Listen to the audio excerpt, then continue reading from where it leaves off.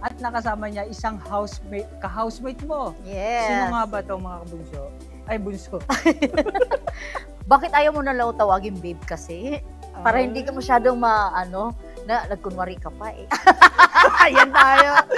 Sino yung makakasama natin ngayong gabi na to? Siyempre, I'm so proud. Kasi isa ang pinanggalingan naming bahay. Wow. Ang bahay ni Kuya sa pambansang kuya natin, si Big Brother. Kaya huwag natin patagalin. The first PBB winner, si 2005, Commander Nene Tamayo! Yeah!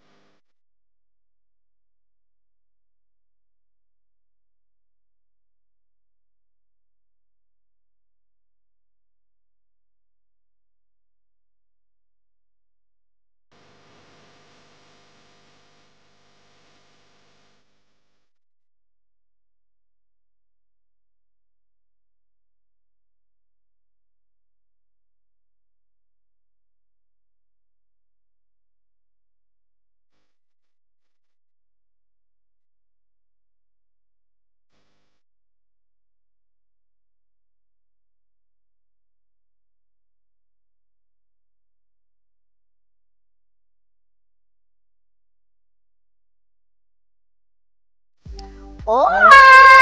Hi, Nene! Hello, Miss Nene! Diba? Salute!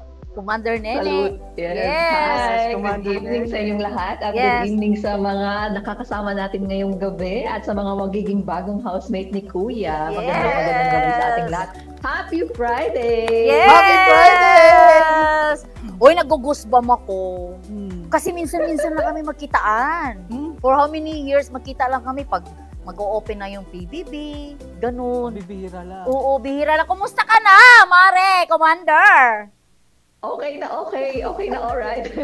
Ang ganda, grabe.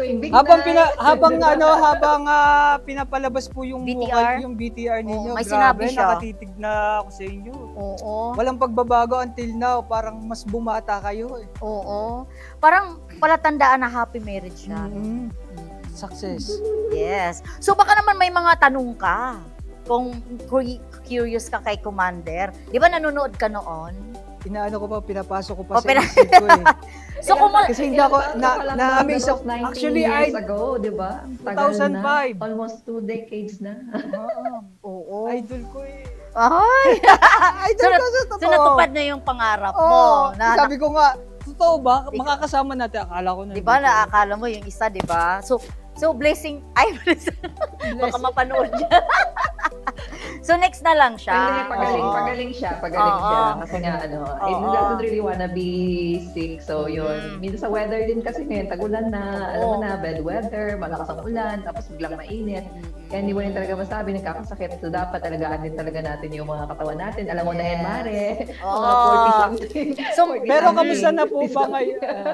Mag-explain lang tayo dahil iba yung na-post natin. So, ganun kami ka-prepared ang galing mga big winners. Yeah. Kasi Mare namin na yung isa, si Jimboy, ang na-post namin, na-promote namin. So, buti na lang, kasi alam ko si Nene talaga, yan yung hindi mahirap kausap. Dati pa yan, pag sinabihan ko, Mare, guest ka sa amin